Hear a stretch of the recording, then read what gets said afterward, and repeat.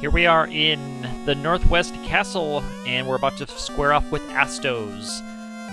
He takes the crown, and he has Matoya's crystal, which we need to exchange here in a little bit. The Elf King is sleeping, yada yada yada. It is a strange little trading sequence here in Final Fantasy I. But most important, we do have the battle with ASTOS here now. It's going to be a rather lengthy fight, as are many of these White Mage battles. First of all, what we're doing here, you see we're sandbagging with Blink. Now, in Astos' first turn, he did wipe out the top White Mage there in the front row with the death spell that was called Rub, R-U-B, in the original NES translation. Of course, death is more apt on that one. Now, there's a few ways I could have done this one to save a little bit of time on the fight. One of them would be to re-roll the battle over and over again until Astos either missed with the death spell, because it does have a chance to miss, or have him use something else that would be just a physical attack, because all he uses are spells and physical attacks on that first turn. But I decided not to do that. This was my first attempt at Astos. Now, you see in the second round I was able to get Silence to land, because Astos is not resistant to the status element. It's interesting how the things are coded here in this game. Status effects are actually an element. So if you are susceptible to statuses, you're susceptible to all of them. And that includes Mute.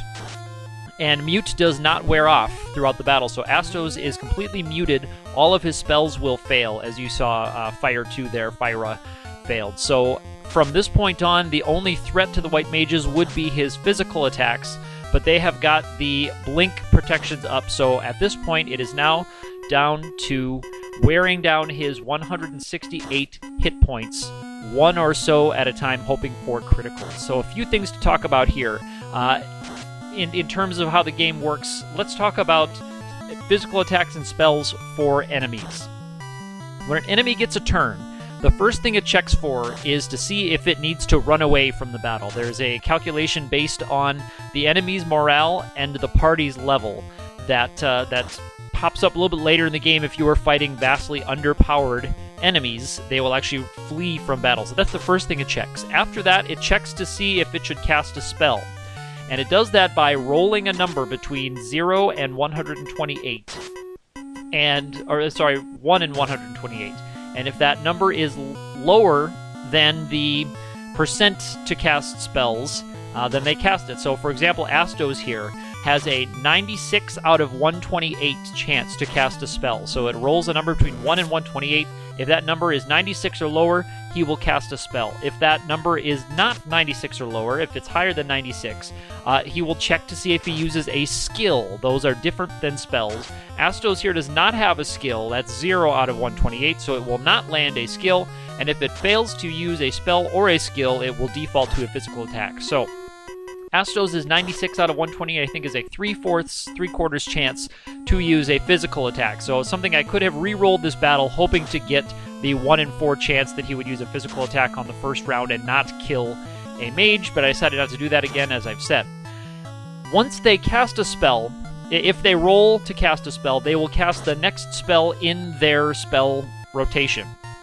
Astos here has a rather long spell rotation, and he casts them in order no matter what. And it goes Rub, the death spell, Slow 2, Slowra, I think in this translation, Fast, which I think is Haste on himself, and then Lightning 2, and then just simply Slow, and then Darkness, and then Sleep. And then it rolls back around to Rub. Enemies don't have magic points or spell charges. They can use spells infinitely. So he will keep rolling back to his spell cycle over and over and over again, and using physical attacks that cannot hit me.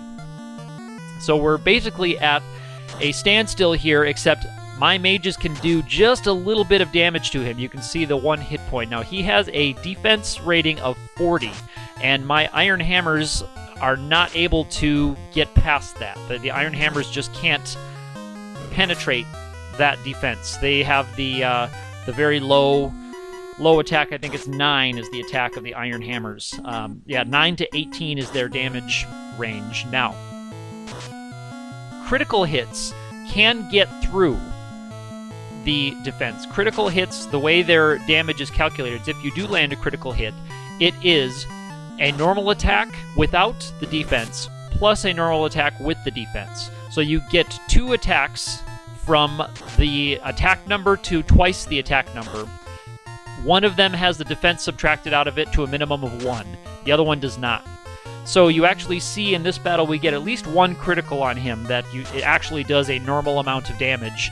Otherwise, though we are not on a non-critical, we cannot do more than 1 point of damage. Now this does make Final Fantasy I rather interesting in the challenge run canon, because unlike games like Final Fantasy V, where if you can't penetrate their defense, you just do 0. This one, even to that final boss with the weakest weapon in the game, or with just a physical attack with no weapon from the White Mage, you can still do 1 damage to that final boss, at least, or to any defense monster. So you can have battles like this that will last a long time, where you reduce the boss to a totally toothless monster, and then just plunk away at him for 1 or 2 hit points. Now, the way criticals are decided is every weapon has a critical rating. Now, in the original version of the game, that critical rating was the index number of that weapon. In this restored version, the weapons use the critical rating that they were originally assigned.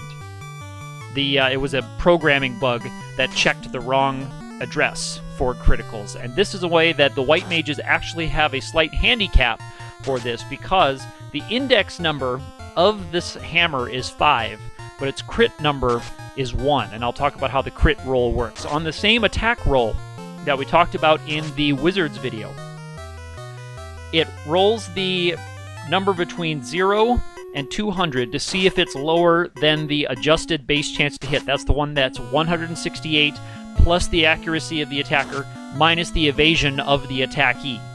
And if the number between 0 and 200 is lower than the number that comes as a result of the calculation of the base chance to hit. I know it's very difficult to explain in words. I would recommend checking out the Algorithms Guide by Astral Esper. It's a really great resource, and it's something that I used here at Astral Esper, and others contributed to this hack to make this one work. But if that number ends up being lower than the evasion number at the end of that calculation, it's a hit.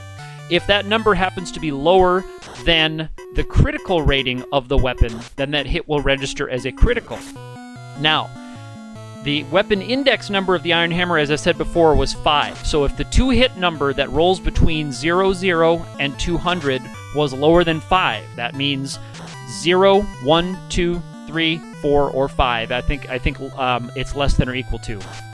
So it had a 6 out of 201 chance of critical. This weapon is a critical rating of 1, which means it has a 2 out of 201 chance to go critical. If the weapon roll is a 0 or a 1 out of 201 possible choices, it will land a critical hit. So you can see why it's very unlikely to do that. It's something like it's about 1 in 100. It's about 1% chance to land a critical. 1 out of every 100 swings of this particular weapon will land that. And unfortunately, hammers do have that low critical rating throughout the game. But other weapons that you see later on, like the Vorpal, has a very high crit rating. I believe it's 30. That will get criticals much more often, but in the original game, the better weapon you had, the higher number it was in the weapon index table, going all the way from the most basic weapons that you can buy in the first town, including Iron Hammer here, all the way up to the Mass Moon and the Excalibur. The critical rating was higher with each one.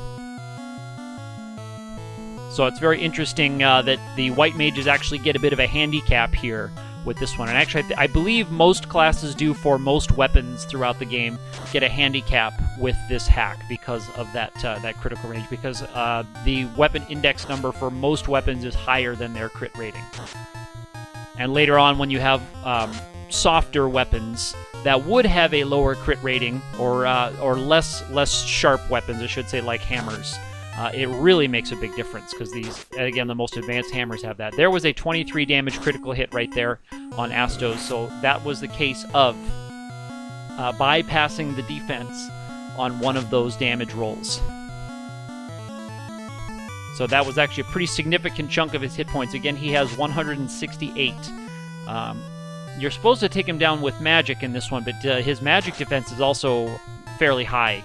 You need to really get good damage rolls from your mages, or hope for good criticals from your fighters that are swinging rapiers at this point in the game.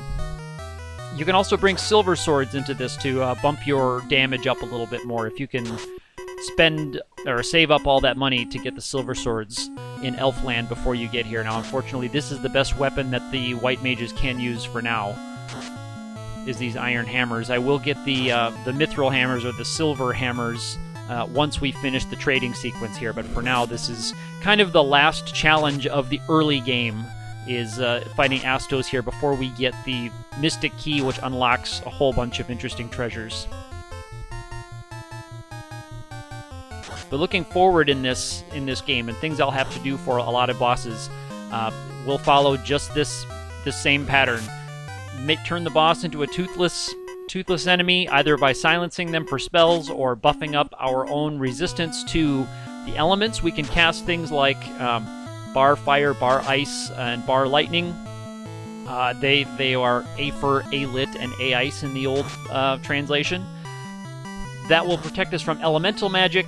Of course, Blink and Invis can protect us from the physical attacks. You can see when Astos does roll the physical attack, he does miss.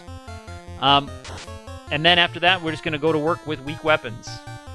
Now, the Power Gauntlet will be on the table later. That one is bugged in the old game. The spells Temper and Saber, which increase your attack in battle.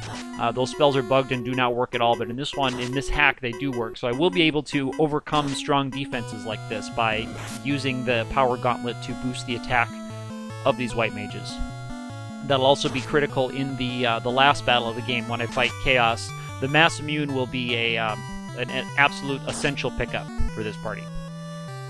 I'll also be using, once we start picking them up, a lot of weapons with secondary spells. So the Mage Staff, the Heal Staff, Zeus Gauntlet, Thor's Hammer, which I'll use as a weapon and as a way to cast Lightning too for free. Those spells won't be quite as strong as if a Black Mage had cast them, because this hack uses the Intelligence stat to go into the calculation for spell doubling, which we may talk about in another video, the way spell damage works. The Intelligence stat is used to boost the possibility of spells doubling. So there's Astos rolled his death move again, so he's gone back to the beginning of his spell list again. But he's completely muted and completely not a threat to us. So this battle did become a hold A kind of battle quite a long time ago. But we're getting there. We're getting close to the end of his hit point total. Again, just one at a time. You're going to see the hit for 1 damage and terminated. But this will be an interesting playthrough. And I will be class changing, so I will have access to all of the top level spells.